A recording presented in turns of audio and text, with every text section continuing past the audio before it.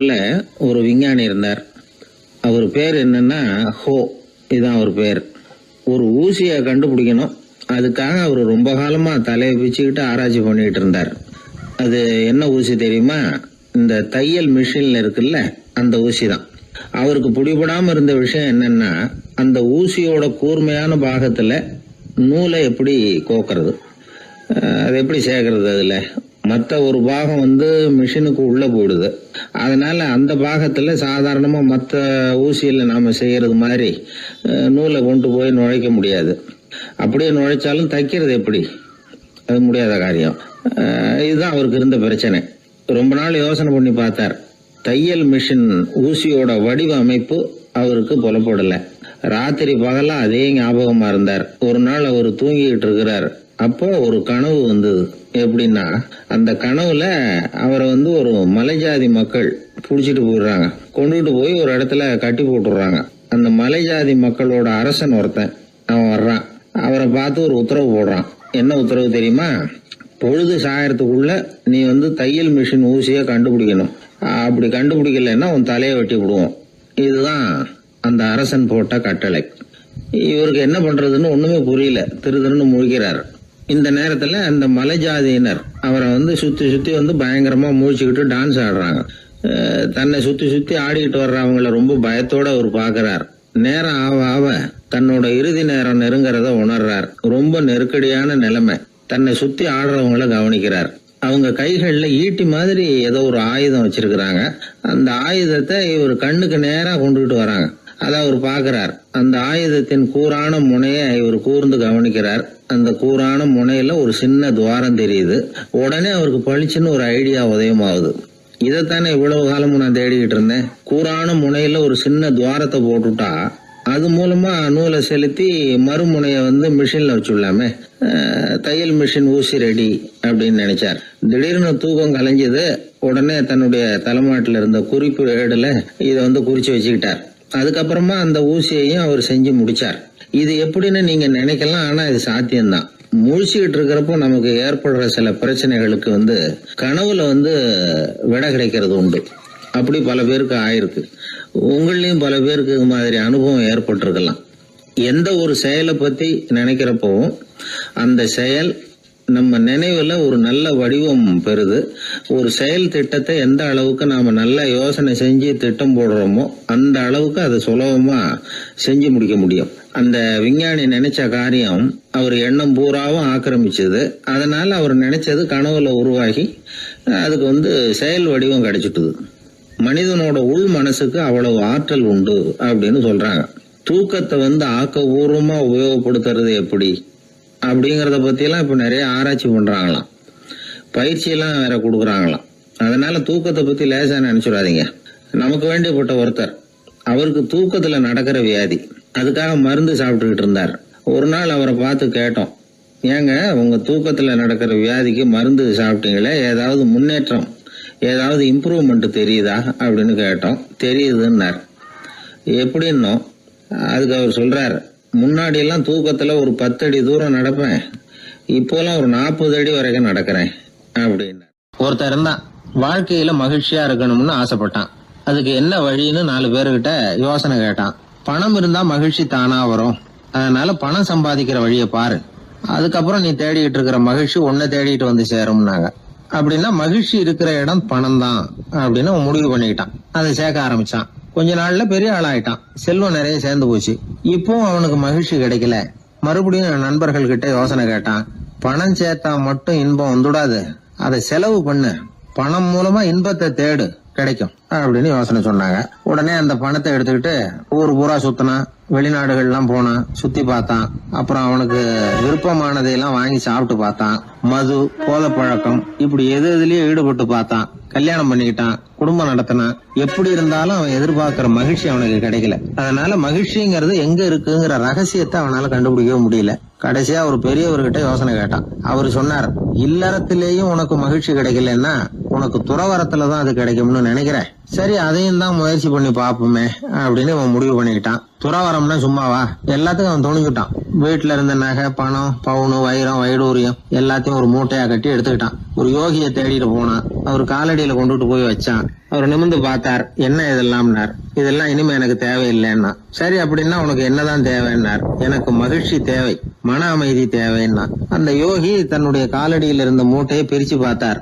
உள்ள தங்கம், வைரம், நகை, பணம் எல்லாம் இருக்கு. அவ்வளவுதான். அவசரமா அதை சுருட்டி எடுத்துக்கிட்டார். தலையில வச்சுட்டு ஒரே ஓட்டமா ஓட ஆரம்பிச்சுட்டார். இவனுக்கு அதிர்ச்சியா போட்டுது. அடடா, இந்த ஆளு போலி ஆசாமி போல இருக்க, ஏமாந்துட்டோமே அப்படின்னு நினைச்சான். வருத்தப்பட்டான். அந்த துக்கம் ஆத்திரமா மாறிச்சு. உடனே அந்த யோகியை துரத்த ஆரம்பிச்சான். அவரு ஒரே ஓட்டமா ஓடுறார். சந்து பூந்தெல்லாம் நுழைஞ்சு ஓடுறார். இவனும் விடாம துரத்துறான். கடைசியா அந்த யோகி மூச்சு இறக்க ஒரு இடத்துல வந்து நின்னார். அது எந்த இடம்னா ஒரு புறப்பட்ட இடம். எங்க இருந்து ஓட ஆரம்பிச்சாரோ அங்கே வந்து நின்னார். துரத்திட்டு வந்தவனும் ஓடி வந்து நின்னான். இப்ப அந்த யோகி சொன்னார், என்னப்பா பயந்துட்டியா? இந்தா உன்னோட செல்வம், நீயே வச்சுக்கோ அப்படின்னு சொல்லி மூட்டையை திருப்பி கொடுத்தார். கைவிட்டு போன தங்கமும், வைரமும், பணமும் திரும்ப கிடைச்சிட்டுதுங்கிறதுல அவனுக்கு ஏகப்பட்ட மகிழ்ச்சி. இப்போ மறுபடியும் அந்த யோகி சொல்றார், நீ வர்றதுக்கு முன்னாடி கூட இந்த தங்கமும் வைரமும் உங்ககிட்டதான் இருந்தது. ஆனா அப்போ உனக்கு மகிழ்ச்சி இல்ல. இப்போ உங்ககிட்ட இருக்கிறதும் அதே தங்கமும் வைரமும் தான். ஆனா இப்போ உன் மனசுல மகிழ்ச்சி இருக்கு. இதுல இருந்து என்ன தெரியுது? மகிழ்ச்சிங்கிறது வெளியில இல்ல, உள்ள இருக்கு. அது நம்ம மனசுல இருக்கு. இதை நல்லா புரிஞ்சுக்கணும். தங்கத்தையும் வைரத்தையும் மூட்டை கட்டி தலையில வச்சுக்கிட்டு அலைஞ்சானே, அவன் மாதிரிதான் நம்மள பல பேருக்கும் மகிழ்ச்சி எங்க இருக்குங்கிற உண்மை புரியறது இல்ல. அதனாலதான் பல சமயங்கள்ல நாம மகிழ்ச்சிக்காக அடுத்தவங்களை சார்ந்து இருக்கிறோம். நமக்கு வேண்டியப்பட்ட ஒருத்தன் பணம், நகை எல்லாத்தையும் ஒரு மூட்டையா கட்டி எடுத்துக்கிட்டு ஒருத்தர் காலடியில வச்சான். இது எனக்கு தேவையில்லைன்னா. உனக்கு என்னதான் தேவைன்னார் அவர். எனக்கு மன அமைதி தேவைன்னா. உனக்கு மன அமைதி தேவைப்படுகிற அளவுக்கு இப்ப என்ன ஆயிட்டுதுன்னார் அவர். வேற ஒண்ணும் இல்ல, இந்த பணத்தையும் நகையையும் நான் யாரு வீட்டுல எடுத்தனோ அந்த வீட்டுக்காரங்க இப்ப என் பின்னாடி துரத்திட்டு வந்துட்டு இருக்கிறாங்க, அவ்வளவுதான் அப்படின்னு நானா. மகிழ்ச்சியை தேடுகிறவர்கள் இந்த உலகத்துல அதிகம். அது எங்க இருக்குன்னு புரிந்து கொண்டவர்கள் ரொம்ப குறைவு. எது உண்மையான மகிழ்ச்சி அப்படிங்கறத புரிஞ்சுக்கிட்டு அதுக்கு தகுந்த மாதிரி நம்முடைய வாழ்க்கையை அமைச்சுக்கணும். ஒரு குழந்தை அம்மா கிட்ட போச்சு, அம்மா என்ன தூக்கிக்கா. உடனே அந்த அம்மா அந்த குழந்தைய தூக்கி இடுப்புல வச்சுக்கிறாங்க. எந்த பக்கம் வச்சுக்கிறாங்க? இடது பக்கம். பொதுவா குழந்தைய தூக்குறவங்க யாரும் வலது பக்கம் இடுப்புல வச்சுக்கிறது இல்ல. விவரம் தெரியாத சில ஆம்பளைகளை அப்படி தூக்கி வச்சுக்கிட்டு அலையிறது உண்டு. ரொம்ப காலமாவே குழந்தைகளை இடுப்புல இடது பக்கமா வச்சிருக்கிற பழக்கம் தான் இருந்து வந்திருக்குது. இதுக்கு ஆய்வாளர்கள் என்ன காரணம் சொல்றாங்க தெரியுமா? அப்படி இருந்தாதான் குழந்தை சொல்றத, குழந்தை நினைக்கிறத தாயினால நல்லா உணர முடியுதாம். இடது பகுதி ஆட்சி பண்றது, குறிப்பா காதின் தலைமையாக இருக்கிறது வலது பக்கம் தான். அதனால தாய் குழந்தைக்கு பதில் சொல்லவோ, அது என்ன கேக்குதுங்கிறத சீக்கிரமா புரிஞ்சுக்கிட்டு நடந்துக்கவோ அதுதான் சௌரியம் அப்படின்னு ஆய்வாளர்கள் இதுக்கு காரணம் சொல்றாங்க. இதனால என்ன ஆகுதான்? தாய்க்கும் குழந்தைக்கும் நெருக்கம் அதிகமாகுதான், குழந்தைக்கும் பாதுகாப்பு அதிகமா. அது மட்டும் இல்ல, ஒரு தாய் தன்னுடைய குழந்தைய இடுப்புல சுமக்கிறதுனால அவள் நினைக்கிறத, அவளோட இதய துடிப்ப குழந்தை உணர்தான். 9 மாதத்துக்கு அதிகமா இருந்த இடம் இல்லையா, அதனால அவளை பத்தி நல்லா அறிந்து கொள்ளுகிற வாய்ப்பும் குழந்தைக்கு கிடைக்குது. நம்ம முன்னோர்கள் ரொம்ப காலத்துக்கு முன்னாடியே வலது கையை பார்க்க ஆரம்பிச்சிட்டாங்களாம். அவங்க பயன்படுத்திய கல் ஆயுதங்கள்லாம் வலது பக்கமா தான் தீட்டப்பட்டிருக்குது. அதுல இருந்து நமக்கு என்ன தெரியுதுன்னா, வலது கையை தான் உபயோகப்படுத்தி இருக்கிறாங்கிறது தெரியுது. இப்படி எல்லாம் இருந்தா கூட இன்னைக்கு நம்மள 10ல் ஒருத்தருக்கு ஒரு பழக்கம் உண்டு, அது இடது கை பழக்கம். ஆனாலும் 2 கைகளும் ஒற்றுமையா இருக்கிறதுக்கு தான் ரொம்பவும் முயற்சி பண்ணுதான். இப்போ வலது கை பழக்கம் உள்ளவங்க பேசுறதுக்கு, எழுதுறதுக்கு செயல்படுத்துற தலைமையகம் தலையின் பின்புறம் பிடரியில் இருக்குது. இடது கை பழக்கம் உள்ளவங்களுக்கு மூளையில 2 பக்கங்கள்லயும் தலைமையகம் இருக்குது.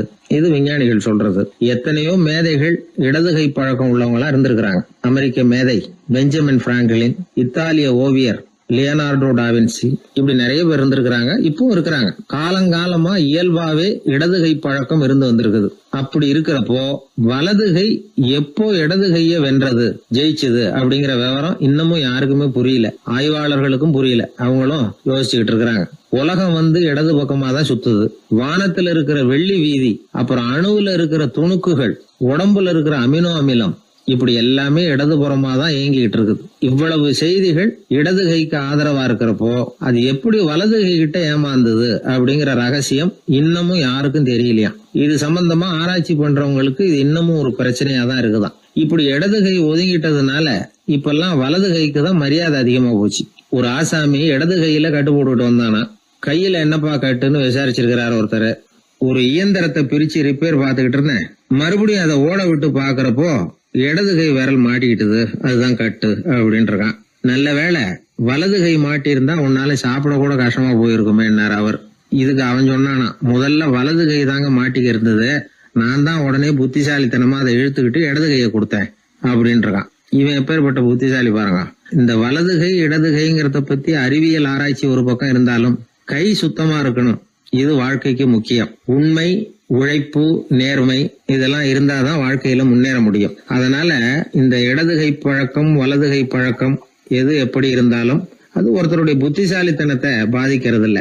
அதனால வாழ்க்கையில முன்னேறதுக்கு இது ஒரு இடைஞ்சலா இருக்கிறது இல்ல. நாம நம்ம உடம்பையும் புரிஞ்சுக்குவோம், மனசையும் புரிஞ்சுக்குவோம். அப்படி புரிந்து கொண்டு வாழ்க்கையில முன்னேறுவோம். நாம யாரு, நம்ம தகுதி என்ன அப்படிங்கிற நினைப்பு எப்பவும் நமக்கு இருக்கணும். தகுதிக்கு மீறிய நினைப்பு தான் பல சமயங்களில் நம்மளை சிக்கலில் கொண்டு போய் விட்டுடுது. ஒரு பூனை இருந்துதான், அது தன்னை ஒரு பூனைன்னு தானே நினைக்கணும், அப்படி நினைக்கல. தன்னை ஒரு புலின்னு நினச்சிக்கிட்டு இருந்தது. தன்னை பற்றின தகுதிக்கு மீறிய நினைப்போடு அந்த பூனை அப்படியே நடந்து போய்கிட்டு இருந்ததுதான். அப்போது வழியில் ஒரு பெரிய யானை அது அமைதியாக நின்றுக்கிட்டு இருந்தது. இந்த யானை ரொம்ப பொறுமையாக நின்றுக்கிட்டு இருக்கிறது இந்த பூனைக்கு ஒரு மாதிரியாக தெரிஞ்சிருக்கு. ஏன்னா பொறுமையாக ஒருத்தர் இருந்தால் அவங்கக்கிட்ட போய் ஏதாவது வாலாட்டி பார்க்கலாம்னு ஒரு ஆசை வருதில்ல. அது மாதிரி பொறுமையாக நின்றுக்கிட்டு இருக்கிறது பூனைக்கு அதுக்கிட்ட போய் கொஞ்சம் வாலாட்டி பார்க்கலாமே அப்படின்னு ஒரு ஆசை. உலக இயல்பு தானே அது. இந்த பூனை ரொம்ப நல்ல புள்ள மாதிரி அந்த யானை இருக்கிற பக்கமாக போகுது. அந்த யானையை சுற்றி சுற்றி வருது, உத்து பார்க்குது, வாய் துருதுருக்குது, வம்பு வளர்க்க ஆரம்பிக்குது. அந்த யானைகிட்ட போய் என்ன கேட்குது தெரியுமா? எல்லாருக்கும் ஒரு பக்கம்தான் வால் இருக்கும், ஆனால் உனக்கு என்ன இப்படி ரெண்டு பக்கமும் வால் இருக்கிறது மாதிரி இருக்கே அப்படிங்குது. இது வேண்டாத வேலை தானே. இருந்தாலும் அந்த யானை பொறுமையாக பதில் சொல்லுது. அப்படி இல்லை, பின்னாடி இருக்கிறது தான் வால், முன்னாடி இருக்கிறது தும்பிக்கை அப்படிங்குது. அதோடு விட்டுற வேண்டியது தானே, விடலை இந்த பூனை. அது சரி, தும்பிக்கை ஏன் அப்படி உருண்டையாக பெரிய தூணு மாதிரி இருக்குது, அது என்னத்துக்கு அப்படிங்குது. இதுக்கும் அந்த யானை பொறுமையாக பதில் சொல்லுது. ஓ, அதை கேட்குறியா? ஊற்றில் தண்ணி இருக்கும்ல, அதை உறிஞ்சி குடிக்கிறதுக்காக அப்படி இருக்குது அது அப்படின்னுது. சரி, எல்லாருக்கும் பல்லு வாய்க்குள்ளே தானே இருக்கும், உனக்கு என்ன வெளியிலே இருக்குது, அதுவும் இல்லாமல் இவ்வளவு பெருசாக இவ்வளவு நீளமாக இருக்குது அப்படின்னு கேட்குது பூனை. இவ்வளவு கேள்விக்கும் பொறுமையாக பதில் சொல்லிகிட்டே வருது அந்த யானை. பல்லு ஏன் வெளியில் நீட்டிகிட்டு இருக்குன்னு கேட்குதுல்ல, அதுக்கு அது என்ன பதில் சொல்லுதுன்னா, அதுவா ஒரு புலி என்கிட்ட வாலாட்டுதுன்னு வச்சுக்கா, அந்த சமயத்தில் அதை தாக்கிறதுக்காக இது இப்படி இருக்குது அப்படின்னு சொல்லிச்சான். இதை கேட்டதும் பூனை உழுந்து உழுந்து சிரிக்க ஆரம்பிச்சுட்டு தான் அலட்சியமாக. ஏன் சிரிக்கிறேன்னு கேட்டிருக்கு.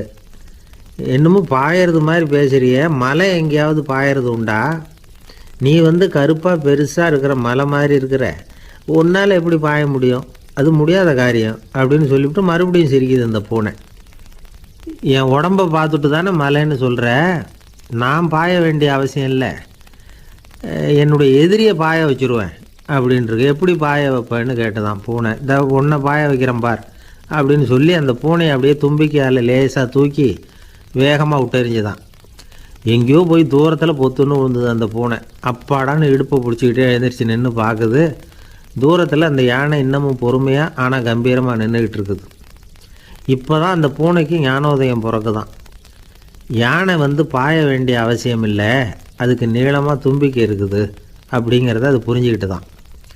வலியாரிடம் வாயாடக்கூடாது அப்படிங்கிற பாடத்தை இந்த பூனை கற்றுக்கிட்டது. இந்த காட்சி பாவேந்தர் பாரதிதாசன் கைவண்ணத்தில் ஒரு கவிதையாக உருவெடுத்து வருது. பாவேந்தர் எழுதின கவிதை என்ன தெரியுமா? இரண்டு பக்கமும் வாலா என்றது பூனை, எதிரிலே தும்பிக்கை என்றது யானை, உருண்ட துதிக்க ஏனோ என்றது பூனை, ஊற்று நீரை உறிஞ்ச என்றது யானை, திரண்டு நீண்ட பல் ஏன் என்றது பூனை, சீரும் புலியை தாக்க என்றது யானை, இருண்ட மலை பாயாதென்றது பூனை, எடுத்தெறிந்தது பூனையை போய் யானை. இந்த கவிதையில் ஒரு பாடமும் இருக்குது, படமும் இருக்குது. அதாவது இதை படிக்கவும் முடியுது, பார்க்கவும் முடியுது. வலியார்கிட்ட வாயாடக்கூடாதுங்கிற சின்ன பிள்ளைங்க மட்டும் இல்லை, பெரியவங்களுக்கும் தேவையான கருத்தை இதிலேருந்து நாம் புரிஞ்சிக்க முடியுது. ஒருத்தன் அப்படி தான் ஆத்தங்கரையில் பொறுமையாக உட்காந்துக்கிட்டு இருந்த இன்னொருத்தனை போய் தலையில் கூட்டினான். அவன் பார்த்தான். உடனே ₹1 எடுத்து இவன் கையில் கொடுத்தான். இவனுக்கு ஒன்றும் புரியல. அவன் சொன்னான், இந்த ஊரில் இப்படி ஒரு வழக்கம், யாரை கூட்டினாலும் ஒரு குட்டுக்கு ₹1 விதமாக கொடுத்துட்றது பழக்கம் அப்படின்னு பொறுமையாக சொல்லியிருக்கிறான். இவனுக்கு ரொம்ப ஆசை உண்டாயிட்டுது. உடனே ஊருக்குள்ளே ஓடினான். கொஞ்ச நேரம் கழித்து திரும்பி ஓடி வந்தான். அந்த முதல் ஆசாமியை மறுபடியும் பார்த்தான்.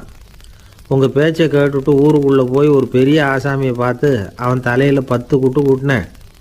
ஆனால் அவன் உடனே என்கிட்ட இருந்ததை எடுத்து என் கையிலேயே கொடுத்துட்டான் அப்படின்னா. என்னத்தை பணத்தையான்னு கேட்டிருக்கிறான். இல்லை பல்லு அப்படின்னு சொல்லி கையில் காட்டினான். எல்லாமே நாற்காலிக்கு ஆசைப்படாதவர்கள் அப்படின்னு சொல்லிட முடியாது. ஏன்னா நிறைய பேர் நாற்காலிக்கு ஆசைப்படுறவங்கள நாம் பார்க்குறோம்.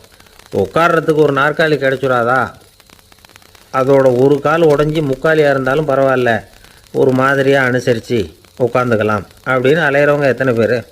இந்த காலத்தில் மட்டும்தான் அப்படின்னு இல்லை, அந்த காலத்துலேயும் இதே மாதிரி ஆசைகள் சபலங்கள் இருந்திருக்கும் போல இருக்குது.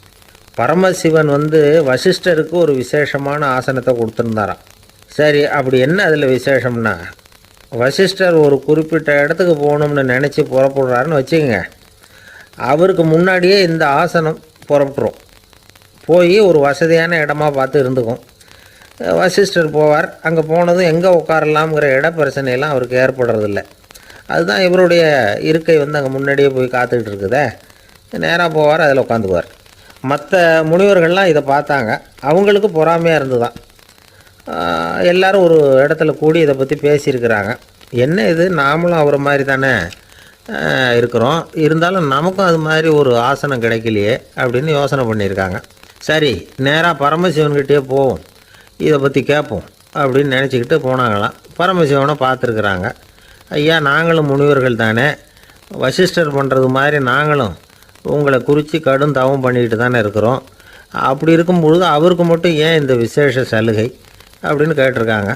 அதுக்கு பரமசிவன் சொன்னாராம், முனிவர்களே, உங்கள் கேள்விக்கு நான் பதில் சொல்கிறேன், ஆனால் அதுக்கு முன்னாடி நீங்கள் ஒரு காரியம் பண்ணணும்னாராம். என்ன செய்யணும் சொல்லுங்கன்றிருக்காங்க. நீங்கள் ஒவ்வொருத்தரும் தனித்தனியாக போய் உங்களை விட உயர்ந்த ஒருத்தரை தேடி கண்டுபிடிச்சி அவருக்கு அதிதி பூஜை பண்ணி அவரை ஒரு மண்டலத்துக்குள்ளே என்கிட்ட அழைச்சிட்டு வந்துருங்க அப்படின்னாராம். சரின்னு எல்லோரும் புறப்பட்டுருக்காங்க. அவங்க போனதுக்கப்புறம் நந்தி தேவனை அழைச்சி வசிஷ்டரை கூப்பிட்டுக்கிட்டு வர சொன்னாராம். அவர் வந்தார், வணங்கினார். வசிஷ்டரே, இன்னையிலேருந்து ஒரு மண்டலத்துக்குள்ளே உங்களை விட தாழ்ந்தவர் ஒருத்தரை தேடி கண்டுபிடிச்சி அவருக்கு அதிதி பூஜை பண்ணி அவரை என்கிட்ட கூப்பிட்டுட்டு வாங்கன்னு விட்டார். சரின்னு இவரும் புறப்பட்டு போயிட்டார். கொஞ்ச நாள் ஆச்சு. முனிவர்கள்லாம் திரும்பி வந்தாங்க. பரமசிவன் முன்னாடி நின்னாங்க. ஐயா, எவ்வளவோ தேடி பார்த்துட்டோம், எங்களை விட உயர்ந்தவர்கள் யாருமே கிடைக்கல அப்படின்னாங்களாம். வசிஷ்டரும் சேர்ந்தார். ஐயா, எவ்வளவோ தேடி பார்த்தேன், என்னை விட தாழ்ந்தவர் யாருமே கிடைக்கல அப்படின்னாராம். அவரே தொடர்ந்து சொன்னார், என்னுடைய மனைவி எனக்கு அடங்கினவ தானே, அவளுக்காவது அதிதி பூஜை பண்ணி அழைச்சிட்டு வந்துடலாமான்னு யோசித்து பார்த்தேன். என்னோடய மனசு அதுக்கும் இடம் கொடுக்கல. ஏன்னா அவளோட விரதத்துக்கு முன்னாடி நாம் ஏமாத்திரம் அப்படின்னு யோசித்து பார்த்தேன். அதனால் அந்த எண்ணத்தையும் கைவிட்டுட்டேன் அப்படின்னு ரொம்ப வருத்தத்தோடு சொன்னாராம். இதை கேட்ட உடனே மற்ற முனிவர்களுக்கு வெக்கமாக போச்சு. இந்த உலகத்தில் நம்மளை விட மேலானவங்க யாருமே இல்லைன்னு நாம் நினச்சோம்.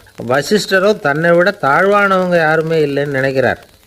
பரமசிவன் ஏன் அந்த ஆசனத்தை அவருக்கு மட்டும் கொடுத்தார் அப்படிங்கிற கேள்விக்கான பதில் அவங்களுக்கு கிடச்சிட்டு தான். இந்த காலத்தில் நாம் எப்படி நினைக்கிறோம்னா, எல்லாரும் நம்மளை விட மட்டமானவங்கன்னு நினைக்கிறோம். அதனால் நாம் மட்டும் நாற்காலியில் உட்காந்தா போதும் அப்படின்னு நினைக்கிறோம். ஏமாந்து போனவங்க சந்தர்ப்பம் பார்த்து காலை வாரி விட்டுறாங்க, கீழே விழுந்து காலை உடச்சிக்கிறோம். அதுதான் இன்றைக்கி நடக்கிறது. ஒரு அம்மா தன்னோட வீட்டுக்காரரை ஒரு மனோதத்துவ டாக்டர்கிட்ட அழைச்சிட்டு போனாங்களாம். என்ன ப்ராப்ளம்னு கேட்டிருக்காரு டாக்டர். எங்கள் வீட்டுக்காரர் அடிக்கடி நாற்காலியில் உட்காந்து காலை உடச்சிக்கிறார் அப்படின்னாங்களாம். அப்படின்னா அந்த நாற்காலியில் தான் ஏதோ கோளாறு அப்படின்னாரான் டாக்டர். அப்படி இருக்க முடியாது டாக்டர் அப்படின்னாங்களாம் அந்த அம்மா. அது எப்படி அவ்வளோ உறுதியாக சொல்கிறீங்கன்னு கேட்டிருக்காரு அந்த டாக்டர்.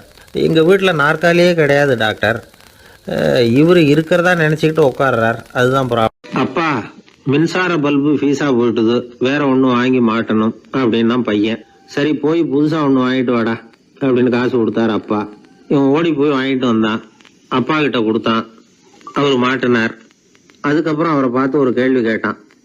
ஏன்பா, இந்த பல்பு ஏன் உடைய மாட்டேங்குது அப்படின்னா. இது என்னடா கேள்வி, நாம கீழே போடல அதனால உடையலைன்னார். அப்பாவோட புத்திசாலித்தனம் அவ்வளவுதான். ஆனா பையன் கேட்டது அந்த அர்த்தத்துல இல்ல. ஒரு மின்சார பல்பு குமிழின் கண்ணாடி இருக்குல்ல, அதோட கனம் எவ்வளவு இருக்கும்? ஒரு 1/2 மில்லிமீட்டர் அவ்வளவுதான் இருக்கும் அந்த கனம். அவ்வளவு மெலிசா இருக்கிற ஒரு கண்ணாடி குமிழ இந்த ஹோல்டர்ல மாற்றம் நம்ம விரலால அழுத்தி புடிச்சு திருக வேண்டியிருக்கு. அந்த சமயத்துல அப்படி செய்யறப்ப அது உடையறது இல்ல. நம்ம விரலோட அழுத்தத்தை தாங்கி நிற்கிற அளவுக்கு அதுக்கு பலம் எங்க இருந்து வந்தது? இதுதான் பையன் கேட்ட கேள்வியோட அர்த்தம். இந்த காலத்து பிள்ளைங்களுக்கு விஞ்ஞான அறிவு அதிகம், அதனால இப்படி எல்லாம் கேள்வி கேட்பாங்க. அப்பாவுக்கு தெரியுதா இல்லையான்னு சோதிக்கிறதுக்காக கூட இப்படி கேட்பாங்க. இந்த மாதிரி சோதனைக்கெல்லாம் இந்த காலத்து அப்பாக்கள் தயாரா இருக்கணும். இல்லைன்னா பையன் அலட்சியமா நினைச்சிருவான். மின்சார பல்பு கண்ணாடி மெலிசா இருந்தாலும் நாம அழுத்தி பிடிக்கிறப்போ அது உடையாம இருக்கிறதுக்கு காரணம் நாம இயற்கையோட ஒரு தத்துவத்தை அதுல பயன்படுத்தி இருக்கிறோம். அது என்ன இயற்கையின் தத்துவம்? அதுதான் முட்டை ஓட்டு தத்துவம். இது இயற்கை உருவாக்கின ஒரு தத்துவம். ஆதி காலத்திலேயே இயற்கை இந்த தத்துவத்தை உருவாக்கி விட்டது. அதாவது பறவைகளோட முட்டை ஓடு எப்படி இருக்கு, அதோட கனம் எவ்வளவு இருக்கும்? மின்சார பல்பு மாதிரி தானே, ரொம்ப மெலிசா தான் இருக்கு. பறவைகள் இனவிருத்திக்காக முட்டை போடணும். அந்த முட்டை எப்படி இருக்கணும்? இயற்கை கொஞ்சம் யோசிச்சு பார்த்தது. முட்டை ஓடு ரொம்ப கனமா தடிமனா இருந்தா உள்ள வளர்ற குஞ்சு அதை உடைச்சிக்கிட்டு வெளியில வர முடியாம போயிடும்.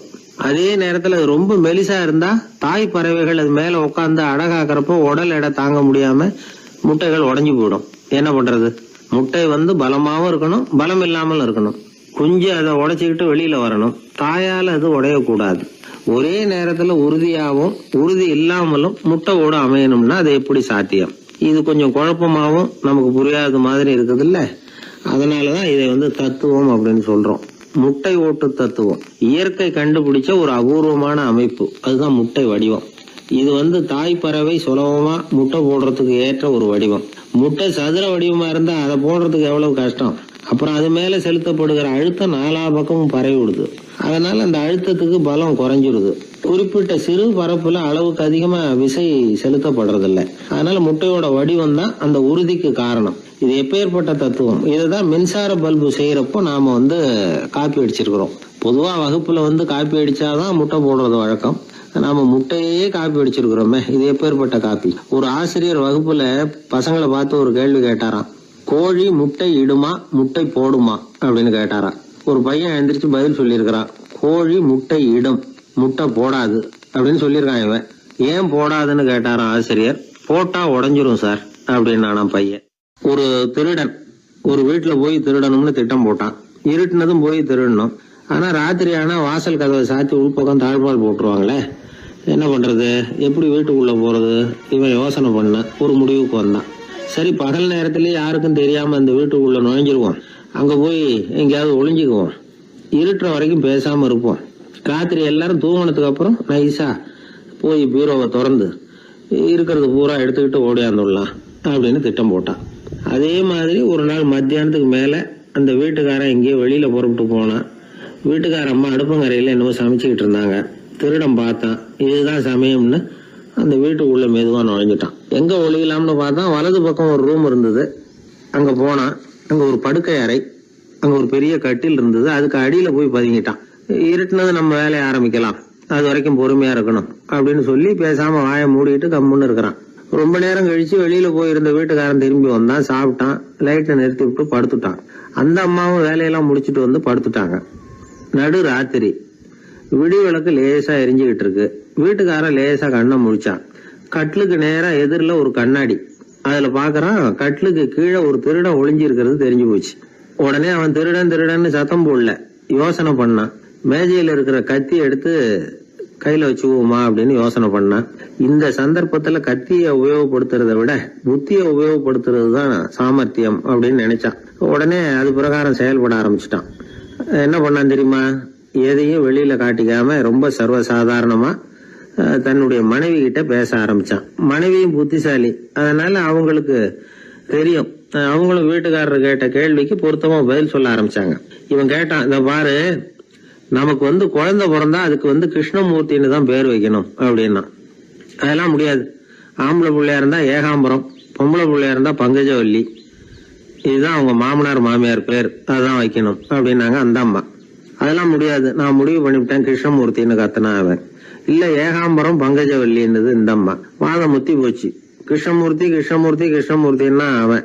ஏகாம்பரம் பங்கஜவல்லி ஏகாம்பரம் பங்கஜவல்லின்னு இவங்க கத்துறாங்க. ஒரே சத்தமா போச்சு. இத கேட்டதும் பக்கத்து வீட்டுல இருந்தவங்க எழுத்த வீட்டுல இருந்தவங்க எல்லாம் எழுந்திரிச்சு ஓடி வந்து இவங்க வீட்டு கதவை தட்ட ஆரம்பிச்சுட்டாங்க. தடன்னு இவன் சாவகாசமா எழுந்திரிச்சு போய் கதவை திறந்தான். என்னங்க இந்த ராத்திரி வேலையில எங்களை எல்லாம் ஏன் கூப்பிட்டீங்க, யாருக்கு என்னாச்சு அப்படின்னு கேட்டாங்க. கேட்டது யாருன்னா பக்கத்து வீட்டு கிருஷ்ணமூர்த்தி, எழுத்த வீட்டு ஏகாம்பரம் பங்கஜவல்லி எல்லாரும். அடடே உங்களை கூப்பிடலீங்க, குழந்தைக்கு பேர் வைக்கிறது சம்பந்தமா எங்களுக்குள்ள சண்டை வந்துட்டுது, அதுதான் விஷயம். வேணும்னா ஏதாவது கட்டிலுக்கு அடியில ஒளிஞ்சிட்டு இருக்கிறானே ஒருத்தன், அவனை கூட கேட்டு பாருங்க, அவன் தான் இதுக்கு சாட்சி அப்படிங்கிறான் அந்த ஆளு. உடனே எல்லாரும் விஷயத்த புரிஞ்சுக்கிட்டு திருடனை பிடிச்சி போலீஸ்ல ஒப்படைச்சிட்டாங்களாம். நெருக்கடியான நேரங்கள்ல பதறாம புத்திசாலித்தனமா செயல்படணுங்கிறத தெரிஞ்சுக்கிறதுக்காக இந்த கதை. புத்திசாலித்தனமா செயல்படுற ஒரு குடும்ப தலைவி இருக்காங்க. அவங்க என்ன செய்வாங்க தெரியுமா, எல்லாரும் ராத்திரி ஆனா வீட்டை உள்பக்கமா பூட்டி விட்டு தானே படுப்பாங்க. ஆனா அந்த அம்மா என்ன பண்ணுவாங்கன்னா வீட்டை வெளிப்பக்கமா ஒரு பூட்டு போட்டு பூட்டி விடுவாங்க.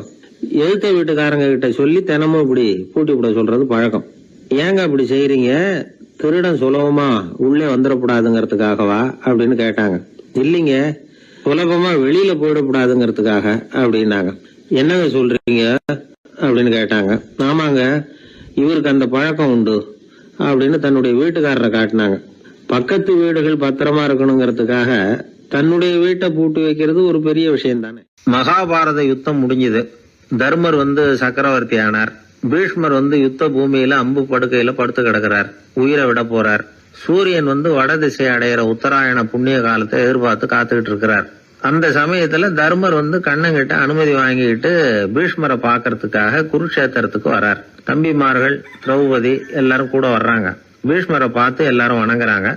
யுதிஷ்டர் பீஷ்மர்கிட்ட வர்ணம், ஆசிரமம், மக்கள் கடமை, அரசருடைய கடமை, இது மாதிரி விஷயங்களை பத்தி நிறைய கேள்விகள்லாம் கேட்கிறார். அவரு ஒவ்வொன்னா கேட்டுக்கிட்டு இருக்கிறாரு. பீஷ்மரும் அதுக்கு தகுந்த பதில் சொல்லிட்டு இருக்கிறார்.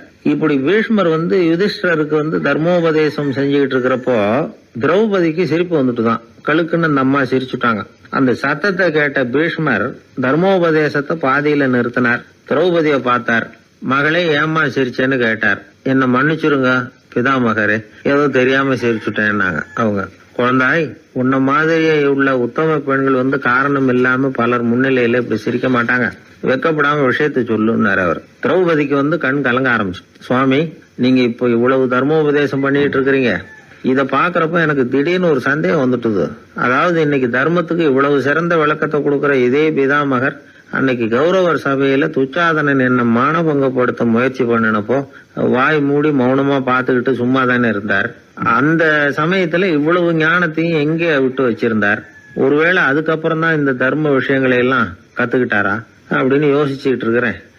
அப்படி யோசிச்சப்போதான் அந்த சிரிப்பு வந்துட்டுது, என்ன மன்னிச்சிருங்க அப்படின்னாங்களாம். பிதாமகர் இதுக்கு அமைதியா பதில் சொல்ல ஆரம்பிச்சார். குழந்தாய், உன்னோட கேள்வி நியாயமானதுதான்.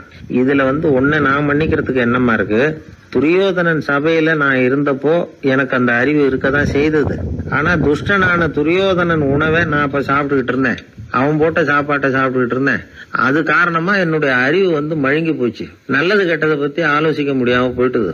தீயவர்கள் போடுற சாப்பாட்டை சாப்பிட்டா சாப்பிடுறவனுடைய மனமும் உடம்பும் கெட்டு போடும் அப்படின்னு சாஸ்திரம் எல்லாம் சொல்லுது.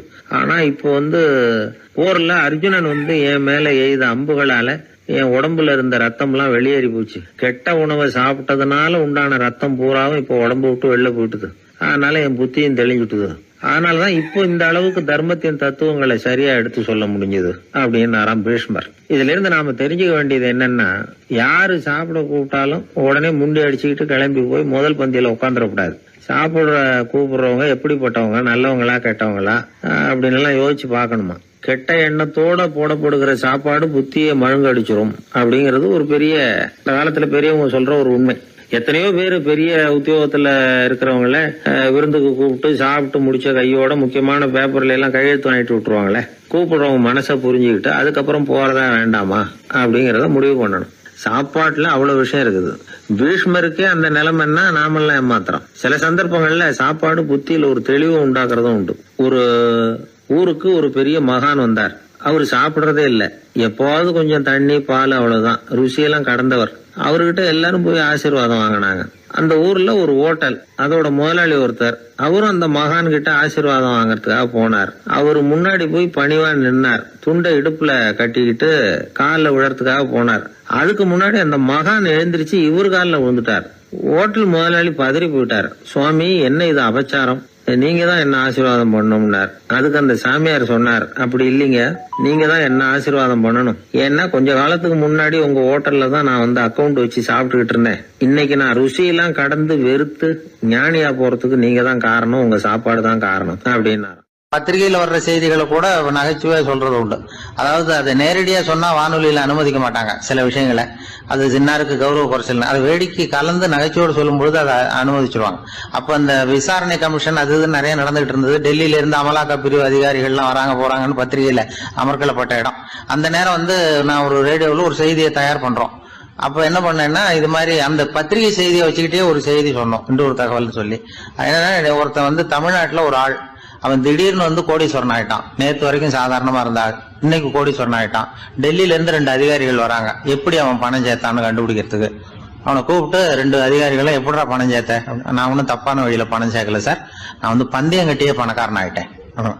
பந்தயம் கட்டி எப்படிடா பணக்காரன் ஆக முடியும் அப்படின்னா, நீங்க நம்புங்க சார், நான் பந்தயம் கட்டி தான் பணக்காரன், தப்பான வழியில சேரல சார். பந்தயம் கட்டி எப்படிடா கோடீஸ்வரன் ஆனு அப்படின்னா, நாங்க நம்ப முடியாதுன்னு இருக்கான் விசாரிக்க வந்தவன். அப்படின்னா உங்ககிட்ட ஒரு பந்தயம் கட்டட்டுமான் இருக்கான் விசாரிக்க வந்தவன்ட்டிய. என்னடா பந்தயம் அப்படின்னா, ஒண்ணுமில்ல சார், இது என் கண்ணு, இது என் பல்லு, என் கண்ணை என் பல்லாலேயே கடிக்கிறேன், எவ்வளவு பந்தயம். விசாரிக்க வந்தவன் 100 ரூபாய் எடுத்து வச்சான், இதை ப்ரூவ் பண்றான்னு. அப்படியே கண்ணை எடுத்துட்டான், அது பளிங்கு கண்ணு. ஏற்கனவே ஒரு கண்ணு பளிங்கு கண்ணை வச்சுனா எடுத்து கடிச்சு விட்டான். இது விசாரிக்க வந்தாலும் 100 ரூபாய் விட்டுட்டு நிக்கிறான். எப்படி பணம் சேர்த்தான்னு வந்தவன். உடனே இன்னொருத்தன், இவன்ட்ட என்னடா பேச்சு கொடுக்காரா, நம்ம பணம் தான் அங்க போயிட்டு இருக்கு, உனக்கு விசாரிக்க தெரியல, போடா நான் விசாரிக்கிறேன்னு அடுத்த வந்தான். அது நீ ஒழுங்கா சொல்றேன், எப்படிடா பணம் சேர்த்தேன் சார், நீங்க கொஞ்சம் புத்திசாலியா தெரியுது அவரை விட, நீங்களாவது நம்புங்க சார், பந்தயம் கட்டி தான் பணம் சேர்த்தேன், நான் நம்ப முடியாது அப்படின்னா உங்ககிட்ட இன்னொரு பந்தயம் கட்டட்டுமா அப்படின்றான். வேண்டாம், அவனை ஏமாத்தி விட்டேன் ஆள வேண்டான்றான். இல்ல சார், அவரு ஏமாந்தது பொய் கண்ணு, பளிங்கு கண்ணுன்னு தெரியாது, ஏமாந்துட்டார். இப்போ உங்ககிட்ட பந்தயம் கட்டுறது நெஜம் கண்ணு, இந்த பக்கம் பளிங்கு கண்ணு கிடையாது, நெஜம் கண்ணு, இதை பல்லால கடிக்கிறேன் அப்படின்னா அவன் ஒரு 100 ரூபாய் எடுத்து வச்சான். இவன் அப்படியே பல்செட்டை கேட்டினான் தனியா, அப்படியே கேட்டு கடிச்சு விட்டான். அதையும் விட்டுட்டான். இவன் உடனே 2 பேரும், இவன்கிட்ட பேச பேச நம்ம பணம் தான் அவன்கிட்ட போயிட்டு இருக்கு, இவன் எப்படி பணம் சேர்த்தான்னு கண்டுபிடிக்கிறதுக்கு டெல்லியில இருந்து வந்திருக்கோம், இவன் மேற்கொண்டு பேசாத, பேச பேச பந்தயம் கட்டுவான். திரும்பி போறதுக்கு ரயிலுக்கு டிக்கெட் சரியா இருக்கா பாடுறான்றான். அவன் கரெக்டா எண்ணி பார்த்து கரெக்டா இருக்குப்பா, மேற்கொண்டு பேசாத, அவன்கிட்ட நம்ம போயிடுவோம், போய் நம்ம அதிகாரிகிட்ட சொல்லிடுவோம்னு சொல்லி போயிட்டு வரேன் சார் அப்படின்னு சொல்லிட்டு மரியாதை போயிட்டாங்க.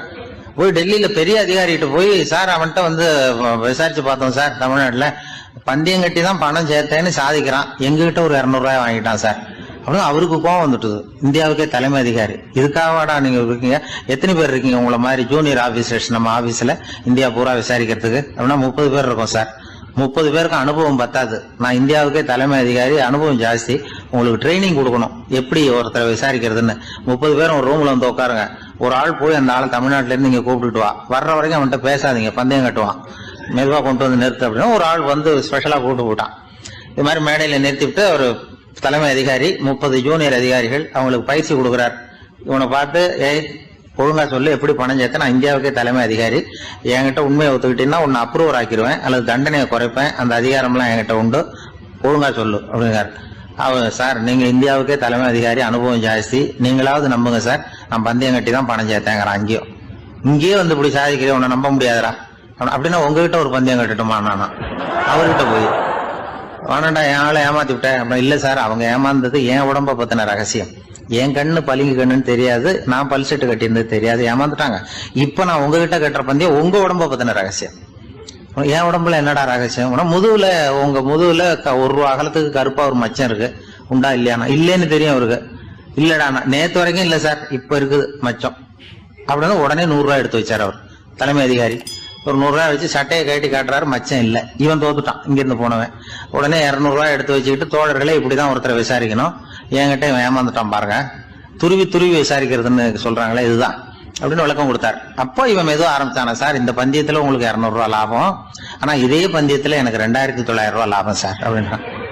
என்னடா பண்ண அப்படின்னு கேட்டிருக்காரு. உங்களுக்கு தெரியாம இந்த 30 பேர்கிட்டையும் தனித்தனியா ஒரு பந்தயம் கட்டியிருக்கேன், 30 பேர்கிட்ட என்னடா பந்தயம் கட்டின? ஒண்ணும் இல்ல சார், உங்க எல்லாரும் முன்னாடியும் உங்க மேலதிகாரியை சட்டையை கேட்ட வைக்கிறேன், உங்களுக்கு பந்தயம் கட்டின போயிட்டு பூரா எனக்கு 2,900 ரூபாய் ஆகணும். அவரு பார்த்தா அதிர்ச்சி ஆயிட்டாரு. தலைமை சார் நீங்க போங்க சார் அப்படின்னு சொல்லி ஒரு ஆளை கொண்டு போய் சாரை கொண்டு போய் மரியாதையா பக்கத்து ரூம்ல விட்டாங்க. இனிமே அவர்கிட்ட யாரும் பேசாதீங்க வாங்கன்னு சொல்லிவிட்டு, அதுக்கப்புறம் தோழர்களே இவர் பேச ஆரம்பிச்சாரு. தோழர்களே, இனிமே யாரும் தமிழ்நாட்டு பக்கம் விசாரிக்க போகாதீங்க. நீங்க யாராவது போறதுன்னா மத்திய பிரதேசம், உத்தரப்பிரதேசம், இப்படி எத்தனையோ பிரதேசம் இருக்கு, போயிட்டு வாங்க. தமிழ்நாட்டு மட்டும் போகாதீங்க, ஏன்னா அங்க போனா நம்ம பணத்துக்கு ஆபத்து வந்துருது அப்படின்னு சொன்னாருன்னு இந்த கதையை ரேடியோவில் சொன்னேன். இந்த கதையை உண்மை சம்பவமா சொன்னா அனுமதிச்சிருக்க மாட்டாங்க.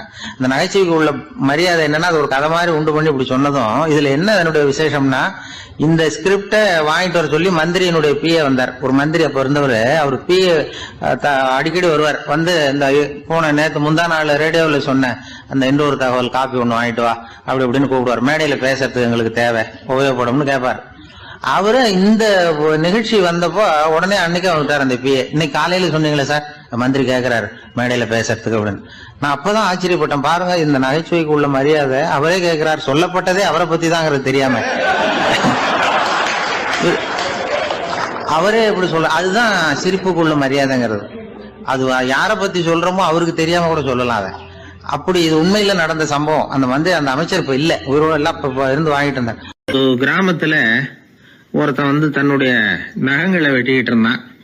வெட்டி முடிச்சதும் ஒரு வயசானவர் அவனை பார்த்து, அதெல்லாம் அடுத்தவன் கண்ணில் படுறது மாதிரி போட்டுறாதப்பா, ஆபத்துன்னார். என்ன ஆபத்துன்னு கேட்டான் இவன். எவனாவது பில்லி சூனியம் வைக்கிறவன் எடுத்துட்டு போயிட போறான் அப்படின்னாரு அவர். வேண்டாத ஒருத்தனுக்கு ஏதாவது கெடுதல் பண்ணணும்னா உடனே மந்திரவாதியை தேடி போறது உண்டு. மந்திரவாதி என்ன பண்ணுவாருன்னா, யாருக்கு சூன்யம் வைக்கணுமோ அவனோட காலடி மண்ணு, முடி, நகம் இதையெல்லாம் அவனுக்கு தெரியாம எடுத்துட்டு வா அப்படிம்பார். இது மட்டும் இல்ல, அழுக்கு துணி, வேறு மனித உருவம் மாதிரி செய்யப்பட்ட பொம்மை, இதையெல்லாம் கூட மந்திரவாதிகள் பயன்படுத்துறது உண்டு. இதெல்லாம் ஏமாத்து வேலை. மனிதனுடைய முடி, நகம் இதெல்லாம் வெட்ட வெட்ட வளருது இல்லையா, அதனால அதுக்குள்ள உயிர் இருக்கிறதாக ஆதி மனிதர்கள் நம்பி இருப்பாங்க. அதனால மனுஷங்கிட்ட இருந்து அதெல்லாம் பிரிக்கப்பட்ட பிறகும் கூட அதுகளுக்கும் அந்த மனுஷனுக்கும் தொடர்பு இருக்கிறதாக அவங்க நம்பினாங்க. அந்த நம்பிக்கை தொடர்ந்து வந்து அதோட விளைவாதான் இன்னைக்கு மந்திரவாதிகள் நகத்தையும் முடியையும் எடுக்கிறாங்க. அந்த நகத்துக்கும் முடிக்கும் ஒரு பாதிப்பு உண்டாக்குனா அது சம்பந்தப்பட்டவனுக்கு போய் சேரும் அப்படிங்கிறது அவங்க நினைப்பு. அவ்வளவுதான் விஷயம். இது மாதிரி நம்பிக்கைகள் தான் இன்னைக்கு நகம், முடி இதையெல்லாம் மற்றவங்க கண்ணில் படும்படி போடக்கூடாது அப்படிங்கிற வழக்கத்தை உண்டாக்கி விட்டுது. ஒருத்தர் பேர் என்னன்னு கேட்டு தெரிஞ்சுட்டு போய் அந்த பேரை வச்சு அவனோட ராசி பலனை கணிச்சு அவனுக்கு ஏற்பட இருக்கிற கெட்ட நேரத்துல அவனுக்கு சூன்யம் வச்சா அது உடனே பலிக்கும் அப்படின்னு ஒரு நம்பிக்கை. அது மட்டும் இல்ல, சூன்ய தகட்டுல பேரை எழுதி புதைக்கிறதும் உண்டு. இதனாலதான் பெண்கள் வந்து கணவன் பேரை சொல்லாத பழக்கம் ஏற்பட்டுதான். அதாவது பேரை கேட்டுக்கிட்டு போய் ஏதாவது கெடுதல் பண்ணிவிட்டா என்ன பண்றது அப்படிங்கிற பயம். அப்படி ஆரம்பிச்ச பழக்கம்தான் இன்னைக்கு ஏதோ மரியாதைக்காக கணவன் பேரை வந்து பிறர் முன்னிலையில சொல்றது இல்லை அப்படிங்கிறது மாதிரி ஆயிட்டுது. மந்திரவாதிகள் நம்ம ஊர்ல மட்டும்தான் இருக்கிறாங்கன்னு நினைக்காதீங்க, உலகம் பூரா உண்டு. பிசி தீவில் வாழக்கூடிய மக்கள் என்ன செய்வாங்களாம் தெரியுமா? இது மாதிரி மாந்திரீகம், செய்வன, பில்லி, சூனியம் இதெல்லாம் தங்களை பாதிக்காம இருக்கிறதுக்காக வீட்டை சுத்தி அகழி வெட்டி அதுல தண்ணீரை வந்து நிரப்பி வச்சிருவாங்களாம். ஆஸ்திரேலியாவில் இருக்கக்கூடிய பழங்குடி மக்கள் கிட்ட ஒரு பழக்கம், ஏதாவது பழங்கள் சாப்பிட்டா அதோட விதைய தண்ணீர்லயோ அல்லது ஆத்துலயோ போட்டுருவாங்களாம். வெளியில போட்டுட்டா அதை எடுத்து செய்வினைக்கு பயன்படுத்திடுவாங்க அப்படிங்கிற பயம். இது மாதிரி உலகம் பூராவும் செய்வினையின் மூலம் அடுத்தவங்களுக்கு பாதிப்பை உண்டு பண்ண முடியும் அப்படிங்கிற நம்பிக்கை இருக்கத்தான் செய்யுது. பொதுவா எல்லா ஊர்லயுமே நகம், முடி, காலடி மண்ணு, மனித உருவ பொம்மை இததான் மந்திரவாதிகள் பயன்படுத்துறாங்களாம். இந்த பில்லி, சூனியம், செய்வினை இதுல இருக்கிற உண்மை என்ன தெரியுமா? நகமோ முடியோ எதையும் செய்யறது இல்ல, சம்பந்தப்பட்டவனுக்கு ஏற்படுற பயம் இருக்கு பாருங்க, அதுதான் பாதிக்கும். இது மனநிலையை பொறுத்த விஷயம், வேற விஞ்ஞான ரீதியான பாதிப்பு இதுல வந்து எதுவும் கிடையாது. நம்ம ஊர்ல ஏற்பட்ட பகுத்தறிவு சிந்தனைகள், மூட நம்பிக்கைகளை எவ்வளவோ குறைச்சிருக்குது. இருந்தாலும் ஏமாந்து போறவங்க இன்னும் இருந்துகிட்டு தான் இருக்கிறாங்க. இந்த காலத்துல சின்ன குழந்தைகளை கூட ஏமாத்துறது கஷ்டம். ஒரு குழந்தை கேட்டுதான், ஏன்பா பிரார்த்தனை பண்ணுனா நமக்கு எல்லாம் கிடைக்குமா அப்படின்னு தான். ஓ கிடைக்குமே அப்படின்னாராம் அப்பா. நீ வச்சிருக்கிறிய பேனா அது கூட கிடைக்குமா அப்படின்னு கேட்டுதான் குழந்தை. ஓ கிடைக்கும் அப்படின்னாராம். அப்படின்னா நீ வச்சிருக்கிற பேனாவை என்கிட்ட கொடுத்துரு, அதுக்கப்புறம் நீ பிரார்த்தனை பண்ணி வேற ஒரு பேனாவை வாங்கிக்கோ அப்படின்னு தான் அந்த சின்ன குழந்தை. ஒரு ராஜா இருந்தார். அவர் ஒரு பெரிய கோயில் கட்டினார். பல ஊர்கள்ல இருந்து சிற்பிகள்லாம் கொண்டுகிட்டு வந்தார். அழகழகா சிற்பங்களை செய்ய சொன்னார். ஊர்ல உள்ள ஜனங்களும் கோயில் கட்டுறதுக்கு அவங்களால முடிஞ்ச உதவியை செஞ்சாங்க. ராத்திரி பகலா வேலை நடக்குது. கோயில் கொஞ்சம் கொஞ்சமா வசந்துகிட்டே வந்துட்டுது. அந்த ஊர்ல ஒரு வயசான அம்மா இருந்தாங்க, ரொம்ப ஏழை. அவங்களுக்கு மனசுக்குள்ள ஒரு உறுத்தல், இந்த ஊர்ல எல்லாரும் இந்த கோவில் கட்டுறதுக்கு அவங்களால முடிஞ்ச உதவியை பண்ணிட்டு இருக்கிறாங்க, நம்மளால ஒன்றும் பண்ண முடியலையே அப்படின்னு நினைச்சு கவலைப்பட்டாங்க. அவங்களுக்கு மனசு கேட்கல, ஏதாவது செய்யணும் நம்மளால முடிஞ்சது அப்படின்னு யோசனை பண்ணாங்க. நல்ல வெயில் நேரத்துல சிற்பிகள்லாம் ரொம்ப சிரமப்பட்டு செலவு அடிச்சுக்கிட்டு இருக்கிறாங்கல்ல, அவங்களுக்கு அந்த நேரம் தாகம் எடுக்குமே, அதனால சிரமப்பட்டு ஒரு குடத்துல தண்ணி எடுத்துக்கிட்டு அதை இடுப்புல வச்சுக்கிட்டு மெதுவா கொண்டுகிட்டு அங்க போறது அப்படின்னு முடிவு பண்ணிட்டு அந்த அம்மா போச்சு. அங்க போய் வேலை செய்யறவங்களுக்கு தாகம் எடுக்கிற போலாம் ஒரு கோவலையில தண்ணியை எடுத்து கொடுத்துக்கிட்டு இருக்கிறது. இப்படியே பண்ண ஆரம்பிச்சுட்டு அந்த அம்மா. ஏதோ அந்த அம்மாவால முடிஞ்ச ஒரு சின்ன உதவி அது. இப்படி கொஞ்சம் கொஞ்சமா வேலை நடந்தது. கோபுரம் வசந்தது, எல்லா வேலையும் முடிஞ்சது. இனிமே கடைசியா கற்ப கிரகத்தின் மேல விமானம் அமைக்க வேண்டியதுதான் பாக்கி. அந்த வேலையும் ஆரம்பமாச்சு. அந்த சிற்பிகள்லயே அனுபவசாலியான ஒருத்தர் இந்த அம்மாவை தேடிட்டு வந்தார். பாட்டி, உங்ககிட்ட இருக்கிற ஏதாவது ஒரு பொருளை கொடுங்க, அந்த விமானத்துல வைக்கலாம் அப்படின்னு நாங்க நினைக்கிறோம் அப்படின்னார். இந்த அம்மாவுக்கு ஒன்றும் புரியல. ஏதாவது இருந்தாவில கொடுக்கலாம், எதுவும் இல்லையே, என்ன பண்றது யோசனை பண்ணாங்க. இத பாருப்பா, என்கிட்ட என்ன இருக்கு, இந்த வாசப்படியில கிடக்குது, இந்த கல்லு தான் இருக்குது, வேணும்னா இத எடுத்துட்டு போங்க அப்படின்னாங்க. உடனே அந்த கல்லை பேத்து எடுத்துட்டு போயிட்டாங்க அவங்க. அங்க போய் பார்த்தா என்ன ஆச்சரியம், அந்த விமானத்து உச்சியில கலசங்களை அமைக்கிறதுக்கான பிரம்ம எந்திரத்தை மூடுற கருங்கல் ஒண்ணு தேவையா இருந்தது. இவங்க எடுத்துட்டு போன கல்லு அதுக்கு ரொம்ப பொருத்தமா அமைஞ்சு போச்சு. ஏதோ அதுக்காகவே அளவெடுத்து செஞ்சது மாதிரி அமைஞ்சுட்டுது. அந்த கல்லையே அங்க அப்படியே பதிச்சுட்டாங்க. ஒரு வழியா கோவிலை கட்டி முடிச்சாங்க. அடுத்தது கும்பாபிஷேகம். அதுவும் ரொம்ப சிறப்பா கோலாகலமா நடந்து முடிஞ்சது.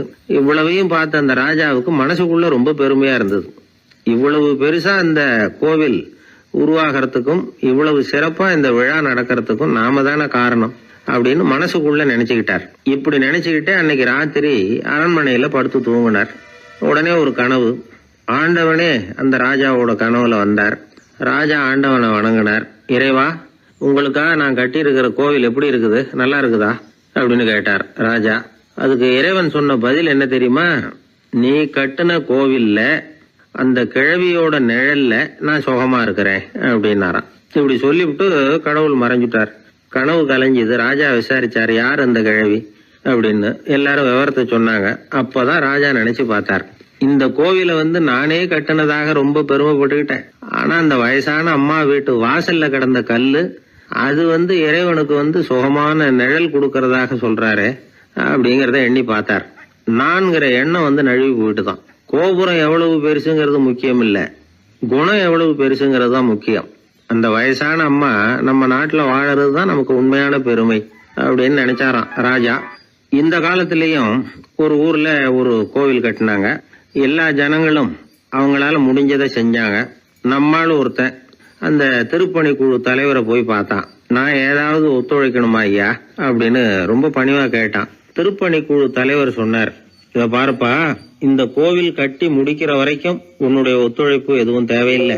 கட்டி முடிச்சு கும்பாபிஷேகம் ஆனதுக்கு அப்புறம் தான் உன்னுடைய ஒத்துழைப்பு ரொம்ப அவசியம் அப்படின்னார். அதுக்கப்புறம் நான் என்ன செய்யணும் சொல்லுங்கன்னா, இவன் இந்த சாமி சிலையை நீ திருடிட்டு போகாம இருக்கணும், அவ்வளவுதான் அப்படின்னாராம் அவர். ஆங்கிலேய ஆட்சி இந்தியாவில் நடந்துகிட்டு இருந்த காலம். மூதறிஞர் ராஜாஜி சேலத்துல வழக்கறிஞரா தொழில் நடத்திக்கிட்டு இருக்கிறார். அவர் ஒரு சமயம் தன்கிட்ட வேலை செஞ்சுக்கிட்டு இருந்த பணியாளர் ஒருத்தரை கூப்பிட்டார். இத பாருப்பா, இந்த அஞ்சல் தலைய இந்த தபால் கவர்ல ஒட்டிட்டு வா அப்படின்னு சொன்னாராம்.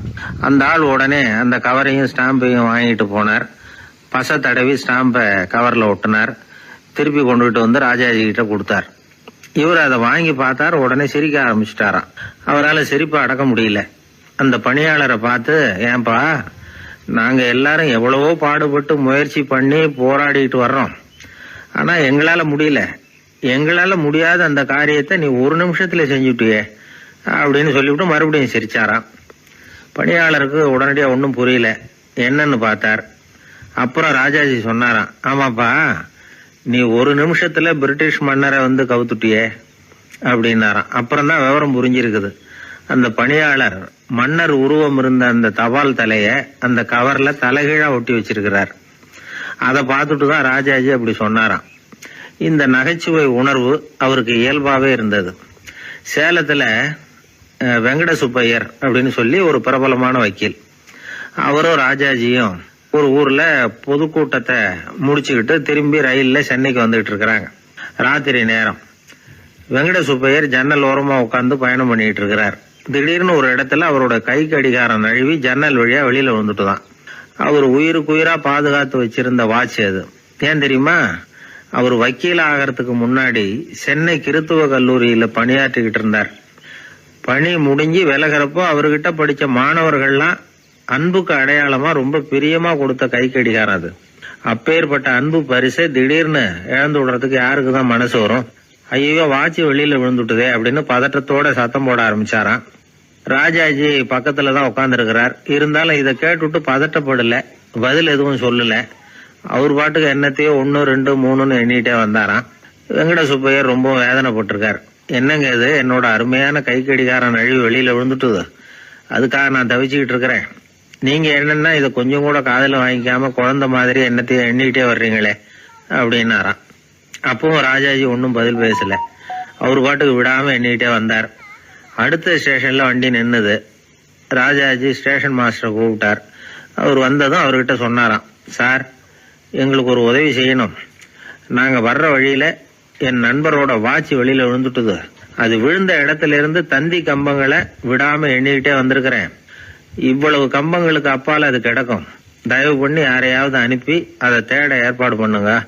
அது கிடைச்சுட்டுதுன்னா எங்களால முடிஞ்ச அன்பளிப்பு தர்றோம். அது மட்டும் இல்ல, எங்களுக்கு ஒரு லெட்டர் போடுங்க கிடைச்சுட்டுதுங்கிற விவரத்தை, நாங்க வந்து வாங்கிக்கிறோம் அப்படின்னு எல்லாம் சொன்னாங்களாம். அப்படின்னு சொல்லி முகவரியெல்லாம் கொடுத்துட்டு வந்துட்டாங்க அவங்க.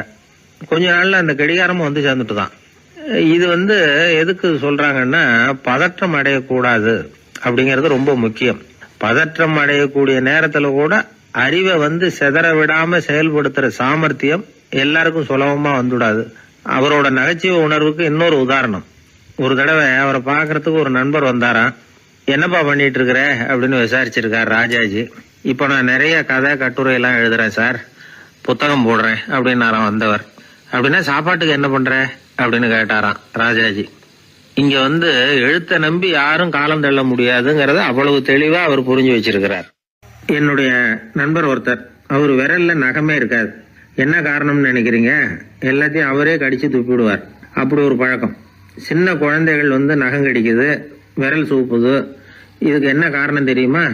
குழந்தைகள் மனசுல ஏற்படக்கூடிய ஒருவித பாதுகாப்பின்மை, இன்செக்யூரிட்டி, அல்லது தான் சரியா கவனிக்கப்படல அப்படிங்கிற எண்ணத்தோட வெளிப்பாடு தான் அது அப்படிங்கிறாங்க டாக்டர்கள். சில இடங்கள்ல 2வது குழந்தை பிறந்த உடனே பெரியவர்கள் கவனம் முதல் குழந்தைகிட்ட இருந்து கொஞ்சம் விலகி 2வது குழந்தைகிட்ட போயிடும். அந்த சமயத்துல முதல் குழந்தைக்கு இந்த பழக்கம் ஏற்படுறதுக்கு வாய்ப்பு உண்டாம். சில குடும்பங்கள்ல கணவன் மனைவி 2 பேருமே வேலைக்கு போறவங்களா இருப்பாங்க. குழந்தை ரொம்ப நேரத்துக்கு பெத்தவங்களை பிரிஞ்சு இருக்க வேண்டிய சூழ்நிலை இருக்கும். குழந்தை ஒரு பாதுகாப்பின்மையை உணர ஆரம்பிக்கும். இந்த பழக்கம் வந்துடும்.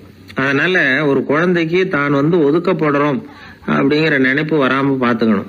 வளர்ந்த குழந்தைகளும் நகம் கடிக்கும். வயசானவங்க கிட்டையும் இந்த பழக்கம் இருக்கும். இது ஒரு மனச்சிதைவின் வெளிப்பாடு அப்படிங்கிறாங்க மனநல நிபுணர்கள். அம்மா அப்பா திட்டினாலும் சரி, அல்லது ஆசிரியர் திட்டினாலும் சரி, இந்த பழக்கம் வந்துடும். நாம தவறு பண்ணிட்டோம் அப்படிங்கிற நினைப்பு வர்ற சமயம் நகம் கடிக்க ஆரம்பிச்சிருவோம். ஏதோ ஒண்ணு அடையணும் அப்படின்னு நினைக்கிறோம், அதை அடைய முடியல. இப்படி ஒரு ஏக்கம் வர்ற சமயத்திலேயும் சில பேர் நகத்தை கடிக்க ஆரம்பிச்சிருவாங்க. ஒரு பெரிய அதிகாரி, தனியார் நிறுவனத்துல வேலை பார்க்கிறவரு, அவரு டென்ஷன் ஆயிட்டாருன்னா உடனே அறைக்கு அதை சாத்தி விடுவாங்களாம். அவரே சாத்திக்குவாராம். அப்படி சாத்திக்கிட்டு உள்ள எதையாவது வெறிச்சு பார்த்துக்கிட்டே நகத்தை கடிக்க ஆரம்பிச்சிருவாராம். இந்த பழக்கம் உலகம் பூரா உண்டு. நகம் கடிக்கிறவங்களை அந்த பழக்கத்திலிருந்து மீட்கிறதுக்கு என்ன வழி அப்படின்னு லண்டன்ல உள்ள அழகியல் நிறுவன நிபுணர்கள் யோசனை பண்ணி பார்த்திருக்கிறாங்க. சில ஆய்வுகள் பண்ணி பார்த்தாங்களாம். அவங்க என்ன பண்ணாங்க தெரியுமா? நகம் கடிக்கிற பழக்கம் உள்ளவங்களை எல்லாம் தேடி பிடிச்சாங்க. அவங்களையெல்லாம் 3 பிரிவாக பிரிச்சுக்கிட்டாங்க. ஒரு பிரிவு கிட்ட என்ன சொன்னாங்கன்னா, உங்களுக்கு நகத்தை கடிக்கணுங்கிற நினைப்பு வர்றப்போவெல்லாம் டைரி எழுத ஆரம்பிச்சிருங்க அப்படின்னாங்களாம். இன்னொரு பிரிவு கிட்ட உங்களுக்கு அந்த நினைப்பு வர்றப்போவெல்லாம் உங்க நகத்துக்கு வண்ணம் பூச ஆரம்பிச்சிருங்க, அழகுபடுத்த ஆரம்பிச்சிருங்க, நெயில் பாலிஷ் போடுறாங்களே அது மாதிரி, அப்படி ஒரு யோசனை சொல்லியிருக்காங்க. 3வது குழுவினர்கிட்ட உங்களுக்கு நகத்தை கடிக்கணுங்கிற எண்ணம் வர்றப்போவெல்லாம் விரல்களை இறுக்கமா மூடி வச்சுக்கிட்டு வேற விஷயங்கள்ல கவனம் செலுத்துங்க அப்படின்னு சொன்னாங்களாம். இப்படி 3 வித முயற்சி பண்ணி பார்த்ததுல கடைசியா அவங்க என்ன கண்டுபிடிச்சாங்க தெரியுமா? 3வது குழு செஞ்சதுல நல்ல பலன் கிடைச்சதாம். அதாவது நகம் தெரியாதபடிக்கு விரலை இறுக மூடிக்கிட்டு வச்சுக்கிட்டோம்னா அந்த பழக்கம் மாறுதான். அப்படி இருந்தவங்க கிட்ட இந்த நகம் கடிக்கிற பழக்கம் மெதுவா குறைஞ்சு போச்சான். அதனால நகம் கடிக்கிற பழக்கம் உள்ளவங்க இதை முயற்சி பண்ணி பார்க்கலாம். ஒரு ஆள் இருந்தார், அவருக்கு எப்ப பார்த்தாலும் நகத்தை கடிச்சுக்கிட்டே இருக்கணும், அப்படி ஒரு பழக்கம். அதனால அவர் விரல்ல எப்பவும் நகம் இருக்கிறது இல்லை, விரல் இருக்கிறதே பெரிய ஆச்சரியம். அவருக்கு திடீர்னு உடம்புல அரிப்பு, சொரிஞ்சிக்க முடியல, அரிப்பும் நிக்கல. 1 வாரம் தொடர்ந்து கஷ்டப்பட்டார். கடைசியா ஒரு டாக்டர் கிட்ட ஓடினார். அவர் எல்லாத்தையும் விவரமா கேட்டுக்கிட்டு கடைசியா கொஞ்சம் மாத்திரை கொடுத்து வேலைக்கு 1 சாப்பிடு அப்படின்னாராம். இந்த மாத்திரை எதுக்கு டாக்டர்? அரிப்பு நிக்கிறதுக்கா அப்படின்னாராம். இல்ல நகம் வளர்றதுக்காக அப்படின்னாராம் இந்த டாக்டர். ஒரு கோவில்ல ஆன்மீக சொற்பொழிவு நடந்துகிட்டு இருக்குது. ஒரு பெரியவர் பேசிக்கிட்டு இருக்கார். கடவுளை பத்தியும் சொர்க்கத்தை பத்தியும் மனுஷனை பத்தியும் அவர் விவரமா பேசுறார். எல்லாரும் உட்கார்ந்து கேக்குறாங்க. அந்த கூட்டத்துல ஒரு தத்துவ ஞானியும் உட்கார்ந்து இருக்கிறார். அவரு அவருடைய நண்பர்.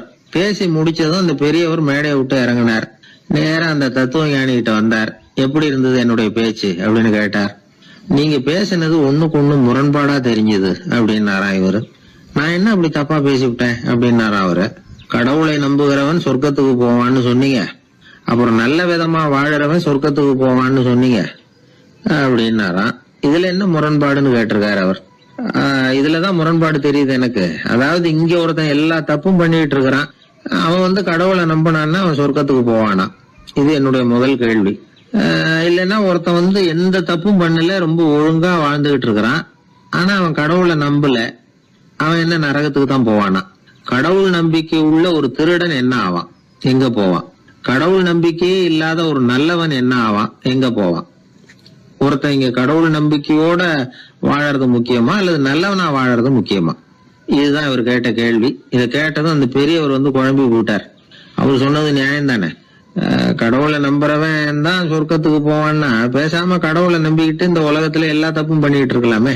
பேச்சாளர் குழப்பத்தோட வீட்டுக்கு போனார். படுத்து தூங்கினாரு. ஒரு கனவு வந்தது. கனவுல அவர் ஒரு ரயில்ல வேகமா போயிட்டு இருக்கிறார். எதிரில் உட்கார்ந்து இருக்கிறவரை பார்த்து நாம இப்ப எங்க போறோம்னு கேட்டார். சொர்க்கத்துக்கு போயிட்டு இருக்கிறோம் அப்படின்னாங்களாம். ரயில் போய் நின்னுது. இவர் இறங்கினார். இங்க கௌதம புத்தர் இருப்பார், சாக்ரட்டிஸ் இருப்பார், அவங்கள பாக்குறதுக்கு ஒரு நல்ல வாய்ப்பு அப்படின்னு நினைச்சுக்கிட்டே அங்கேயும் இங்கேயும் பார்த்தார். அங்க யாருமே இல்ல. ஒரே பாலைவனம் மாதிரி இருக்குது. பச்சை இல்ல, பசுமை இல்ல, பூக்கள் இல்ல, மரம்லாம் மொட்டையா நிக்குது. எலும்பும் தோலுமா சில முனிவர்கள் அங்கேயும் இங்கேயுமா உட்கார்ந்து இருக்கிறாங்க. இவர் அவங்க கிட்ட போய் இந்த புத்தர், சாக்ரட்டிஸ் இவங்க எல்லாம் எங்க இருக்கிறாங்கன்னு கேட்டாராம். அப்படி யாரும் இங்க இல்லையே, அவங்க எல்லாம் யாரு அப்படின்னு திருப்பி கேட்டிருக்கிறாங்க. இவருக்கு அதிர்ச்சியா போச்சு. அப்படின்னா அவங்க எங்க போயிருப்பாங்க? உடனே ரயில் நிலையத்துக்கு ஓடி வந்தார். அப்பதான் நரகத்துக்கு ஒரு ரயில் புறப்பட்டுக்கிட்டு இருந்தது. அங்க இருந்து அதுல ஏறி உட்கார்ந்தார். ரயில் வேகமா போச்சு. நரகம் நெருங்க நெருங்க காற்று குளிர்ச்சியா வீச ஆரம்பிச்சுதான். வெளியில பசுமையா இருந்துதான். அழகான மலர்கள், அழகான நீர்நிலைகள், நந்தவனங்கள், ரொம்ப அருமையா இருக்குது. ரொம்ப அங்க இருந்தவங்க எல்லாம் ரொம்ப மகிழ்ச்சியா உல்லாசமா வேற இருந்திருக்கிறாங்க. எங்க பார்த்தாலும் ஆடல் பாடல் உற்சாகம். இவர் ரயில விட்டு இறங்கினார். அவருக்கு சந்தேகம், இதுவா நரகம் அப்படின்னு விசாரிச்சிருக்காரு. ஆமா இதுதான் நரகம் நாங்களாம். எனக்கு ஒரு சந்தேகம் இருக்காரு. என்னன்னு கேட்டிருக்காங்க. கௌதம புத்தரும் சாக்ரட்டிஸும் லாவோஸும் இவங்க மாதிரி இன்னும் பல பேரும் கடவுள் நம்பிக்கை இல்லாதவங்க, அவங்க எல்லாம் இங்க இருக்கிறாங்களா அப்படிங்கறதுதான் என்னுடைய சந்தேகம் அப்படின்னாராம். இப்ப அவங்க சொல்லியிருக்கிறாங்க, இப்ப நீங்க பாக்குறீங்களே பசுமையும் பச்சை பயிர்களும் ஆடல் பாடல்களும் அழகிய மலர்களும், இது எல்லாமே கௌதம புத்தரும் சாக்ரட்டிஸும் அது மாதிரி மகான்களும் இங்க வர ஆரம்பிச்ச பிறகுதான் உண்டாக ஆரம்பிச்சது. இந்த பிரதேசத்தை அவங்க அப்படியே மாத்திவிட்டாங்க. இப்போலாம் இங்க இருக்கிறவங்க யாரும் சொர்க்கத்துக்கு போறதுக்கே ஆசைப்படுறது இல்ல அப்படின்னாங்களாம். இந்த அதிர்ச்சியிலேயே அந்த பெரியவர் கனவு கலைஞ்சி மூச்சுக்கிட்டார். இதுல இருக்கிற கருத்து என்னன்னா, நல்லவர்கள் எங்க இருக்கிறாங்களோ அந்த இடத்துக்கு பேரு தான் சொர்க்கம். சொர்க்கம் நரகம்ங்கிறதெல்லாம் ஆன்மீக பண்புகள், அவ்வளவுதான். ஒரு ஊர்ல 2 இணைபிரியாத நண்பர்கள். ஒருத்தன் கேட்டான், இப்ப கடவுள் நம்ம முன்னாடி வந்து உங்க 2 பேர்ல யாராவது ஒருத்தர் மட்டும் என்னோட சொர்க்கத்துக்கு வரலாம் அப்படின்னு கூப்பிட்டா நீ என்ன சொல்லுவேன்னு கேட்டானா. இவன் ரொம்ப பெருந்தன்மையா உன்னையே அழைச்சிட்டு போக சொல்லிடுவேன் அப்படின்ட்டு இருக்கான். அப்படின்னா உனக்கு